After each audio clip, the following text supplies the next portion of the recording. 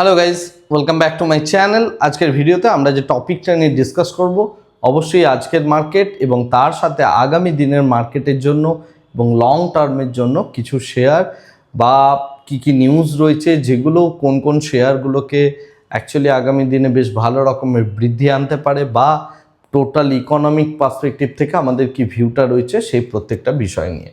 তো প্রথমেই আমরা যদি দেখি আজকের মার্কেটটা পুরোপুরিভাবে মার্কেট মুড পজিটিভ, এবং এই যে পজিটিভ সেটা কিন্তু ক্রুড অয়েলের যে প্রাইস সেটা সম্পূর্ণভাবে ফল করছে, যে জিওপলিটিক্যাল টেনশন ছিল সেটা কিছুটা ইজ হচ্ছে, এবং তার সাথে আমরা যেটা দেখতে পাচ্ছি আইটির মধ্যে আজকের ডেটে আগামী কয়েকদিনের মধ্যেই আইটির কোয়ার্টারলি রেজাল্ট আসতে চলেছে।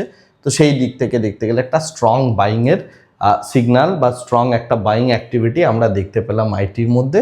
তার সাথে আমরা অটো স্টকের মধ্যেও একটা বুলিশনেস লক্ষ্য করলাম, কিন্তু গ্লোবালি যে সেন্টিমেন্ট রয়েছে সেটা মোটামুটিভাবে এখনও কসাস, এবং গ্লোবাল যারা ইনভেস্টার রয়েছে তারা ইউএসের যে জব ডেটা সেটার জন্য ওয়েট করছে। এটা হচ্ছে আজকের একদম ইউএসের যে জবের ডেটা ছিল সেটাই আপাতত আজকের ডেটে সবচেয়ে গ্লোবাল মার্কেটের জন্য ইম্পর্টেন্ট নিউজ ছিল। তো যাই হোক, তো জবের ডেটাতে কি দেখলাম আমরা ইউএসের যে জবের ডেটা সেখানে যেটা দেখতে পাচ্ছি লেবার মার্কেটের মধ্যে একটা কুলিং স্টেজ দেখতে পাচ্ছি, অর্থাৎ লেবার মার্কেট আস্তে আস্তে কুল অফ হচ্ছে, অর্থাৎ অত হট জব নেই।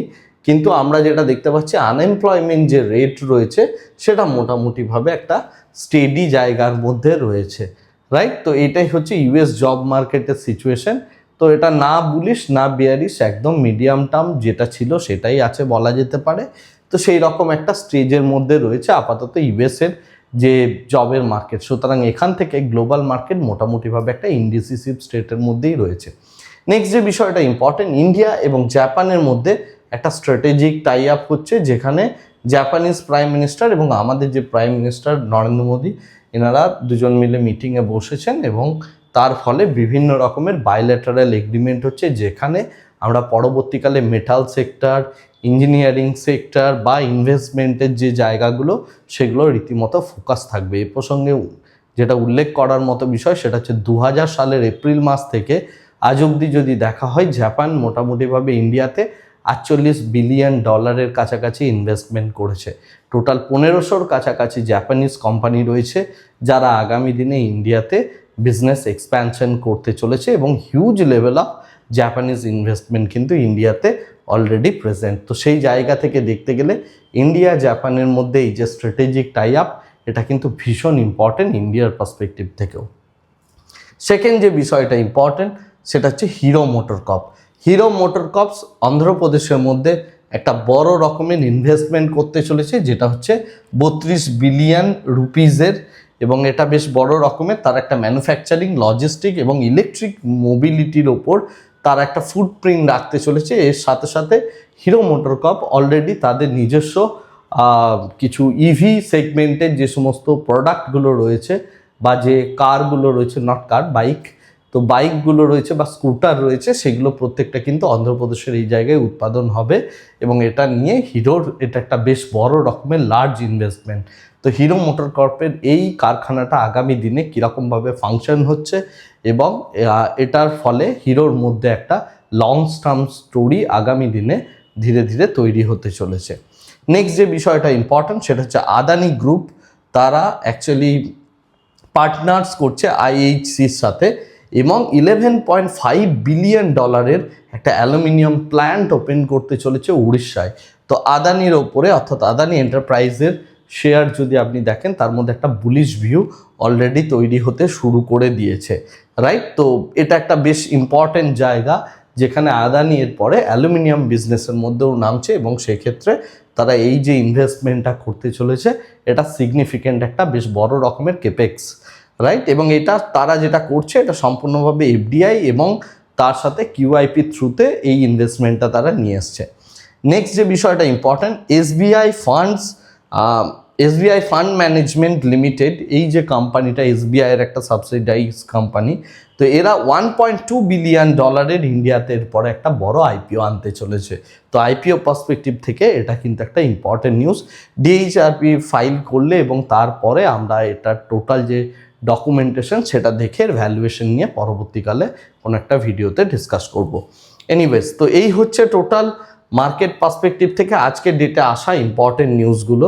এরপরে আমরা যে বিষয়গুলো নিয়ে কথা বলবো, আজকের মার্কেটের মধ্যে আমরা মোটামুটিভাবে একটা স্ট্রং বুলিশ সিগন্যাল দেখলাম, যেখানে সব থেকে ইম্পর্টেন্ট স্মল ক্যাপ এবং মিড ক্যাপের মধ্যে আমরা বেশ ভালো রকমের একটা বুলিশ র্যালি দেখলাম প্রচুর স্টকের মধ্যে। ন্যাচারালি ভিক্স স্লো ডাউন হয়েছে এবং ইউএসডি আইএনআর এখানে কিন্তু বেড়েছে, right. Global crude price fall করলেও ইউএসডি আইএনআরকে কিন্তু আমরা আস্তে আস্তে হিটেড হতে দেখতে পাচ্ছি। বিটকয়েনের মধ্যে আমরা একটা বেশ বড় রকমের র্যালি লক্ষ্য করলাম এবং 60,000-এর উপরে বিটকয়েন এসে স্টে করলো। এবং এক্ষেত্রে যেটা ইম্পর্টেন্ট, বন্ডের মধ্যে ইউএসের যে 2 ইয়ার্সের বন্ড রয়েছে, সেই 2 ইয়ার্সের বন্ডের ইল্ড আপাতত কমছে, অর্থাৎ বন্ডের একটা ডিম্যান্ড বেড়েছে। এই ডিম্যান্ডটা এনএফপি ডেটার পরবর্তীকালে আসতে শুরু করেছে। এনিওয়েজ, তো যেটা ইম্পর্টেন্ট আমাদের মার্কেটের পার্সপেক্টিভ থেকে, টোটাল 2200-র কাছাকাছি শেয়ার অ্যাডভান্সে, 1000-এর মতো শেয়ার ডিক্লাইনে, এবং জেনসার টেক, ম্যামবাই ইন্ডিয়া, এক্সাইড ইন্ডাস্ট্রিজ, সোনা কমস, টাটা টেকনোলজিস, এই সমস্ত শেয়ারগুলো আজকের ডেটে বুলিশ। আর বেয়ারিশ সাইডে রয়েছে Bank of Baroda, Thermax, AIA Engineering, RITES, HFCL, এই সমস্ত শেয়ারগুলো আজকের ডেটে টপ 5 বেয়ারিশ কোম্পানি বলা যেতে পারে নিফটি 500-এর মধ্যে। মার্কেটে যদি আমি নিফটি 50 স্ট্রাকচার দেখি, অলমোস্ট সমস্ত কিছু বুলিশ, এবং আজকের এই বুলিশনেসটাকে সম্পূর্ণভাবে ফান্ড করলো বলা যেতে পারে আইটি, কারণ আইটির প্রত্যেকটা শেয়ারের মধ্যে, বিশেষ করে টিসিএস, ইনফোসিস, এইচসিএল, উইপ্রো, টেক মাহিন্দ্রা, প্রত্যেকটার মধ্যে রীতিমতো একটা বুলিশনেস।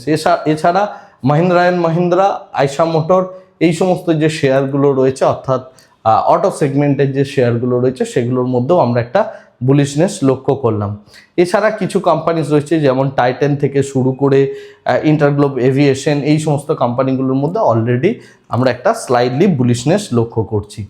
সেক্টরাল পার্সপেক্টিভ থেকে যদি দেখি, আজকে সমস্ত সেক্টর মোটামুটিভাবে গ্রিনে ক্লোজ দিয়েছে। সব থেকে ইম্পর্টেন্ট যে জায়গাটা, নিফটি আইটি 4.64% কাছাকাছি নিফটি আইটি ইন্ডেক্স বেড়েছে এবং নিফটি অটো ইন্ডেক্সও বেড়েছে। এক্ষেত্রে আমি অটোর রিপোর্টটার কথা গতকাল বলেছিলাম এবং শুক্রবার থেকেই বলে আসলাম, অটো সেক্টর আমাদের এই উইকের জন্য 2 দিনের ফোকাসে থাকবে।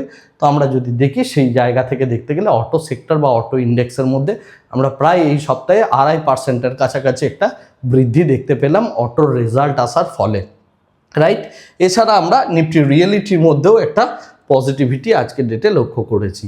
যাই হোক, এরপরে আমরা যদি গ্লোবাল মার্কেট পার্সপেক্টিভ থেকে দেখি, তাহলে মোটামুটিভাবে সমস্ত গ্লোবাল ইন্ডাইসেসই আপাত দৃষ্টিতে দেখতে গেলে গ্রিন, কিন্তু খুব যে বড় বুলিশ র্যালি হয়েছে সেটা নয়। কেবলমাত্র জার্মানি এবং তার সাথে ইউরো স্টকস ছাড়া আর সেরকম বড় বুলিশনেস আমরা দেখতে পাচ্ছি না। কিন্তু হ্যাঁ, মার্কেটের মধ্যে, অর্থাৎ গ্লোবাল মার্কেটের মধ্যেও একটা বুলিশনেস আপাত দৃষ্টিতে লক্ষ্য করা যাচ্ছে, এই জিওপলিটিক্যাল সিনারিওটা কিছুটা কুল অফ হওয়ার ফলে।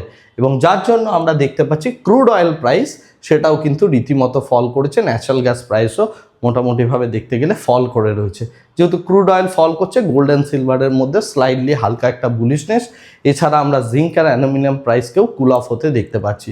অর্থাৎ আমরা যদি বলি, তাহলে এনার্জি কমোডিটিস এবং বেস মেটালের মধ্যে একটা প্রাইস ডাউন হচ্ছে এবং তার সাথে প্রিসিয়াস মেটালের মধ্যে আমরা একটা বুলিশনেস লক্ষ্য করছি। যাই হোক, এর সাথে যেটা ইম্পর্টেন্ট, সব থেকে ইম্পর্টেন্ট যে জায়গাটা আমাদের নিফটির জন্য, গতকালের ভিডিওতে ওপেন ইন্টারেস্টের অ্যানালিসিসের সময় আমি বলেছিলাম 24,000-এর যে স্ট্রাইক প্রাইসটা, সেটা আমাদের জন্য ব্যারোমিটারের কাজ করবে আজকের ডেটে। তো আজকে ওপেন হওয়ার পর থেকে আমরা দেখতে পেয়েছি রীতিমতো tremendous level off put writing কিন্তু বাড়তে দেখতে পেয়েছি, রাইট। এবং কল রাইটাররা নিজেদের পজিশনকে সরিয়ে গিয়েছে একের পর এক, এবং পুট রাইটাররা নিজেদের পজিশনকে কনস্ট্যান্টলি বিল্ড করেছে। সুতরাং আমরা যেটা দেখতে পাচ্ছি, ন্যাচারালি নিফটির মধ্যে একটা আপ মুভ হওয়ার কথা।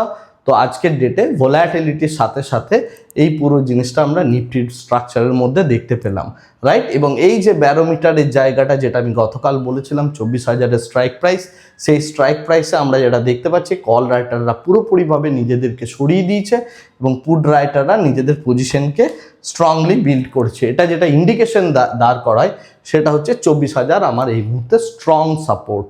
এবং এই যে সাপোর্টটা তৈরি হলো, এই সাপোর্টটা আগামী মঙ্গলবারের মধ্যে ভেঙে ফেলা প্রায় অসম্ভব। আমি প্রায় কথাটা উল্লেখ করছি, কারণ মার্কেটে কোনো কিছুই শিওর হওয়া যায় না, বাট যে লেভেল অফ বিল্ড আপ হয়েছে তাতে করে 24,000 ভেঙে ফেলা আর মার্কেটের জন্য সহজ ব্যাপার হবে না আগামী মঙ্গলবারের মধ্যে। যাই হোক, সেই কারণে আমাদের যে ভিউটা, সেই ভিউটা থাকবে naturally bullish, neutral two bullish, right? Neutral কেন বলছি? নিউট্রাল রেঞ্জের জন্য আমরা 24,100 থেকে 24,500 এটা প্লে করতে পারি। আর যদি বুলিশনেস প্লে করতে হয় আপনাকে, তাহলে 24,000-এর স্ট্রাইক প্রাইসে গিয়ে আমরা বুলপুট স্প্রেড যদি এক্ষেত্রে করি, তাহলে সেই জায়গা থেকে একটা প্রফিটেবিলিটি চান্স আমাদের তৈরি হতে পারে। এই হচ্ছে নিফটির আপাত দৃষ্টিতে দেখতে গেলে আউটলুক। এখন আগামীকাল সকালের জন্য আমাদের যে জিনিসটা দেখতে হবে, ক্রুড অয়েল প্রাইস রিসেন্টলি বাড়ছে কি না, কারণ এখনও পুরো আর্গুমেন্ট সম্পূর্ণভাবে শেষ হয়নি। আর এর সাথে সাথে অটো সেক্টর, আইটি, এগুলো তো ফোকাসেই থাকবে, কারণ আগামী দিনে অর্থাৎ নেক্সট উইকের পরবর্তীকালে আমরা যেটা দেখতে পাবো পুরো একটা স্ট্রং কোয়ার্টারলি রেজাল্টের সিজন। আজকের ভিডিওটাকে আর এর থেকে বেশি দীর্ঘায়িত করছি না, ভিডিওটাকে এই জায়গাতেই স্টপ করছি। Thank you very much, bye bye, tata.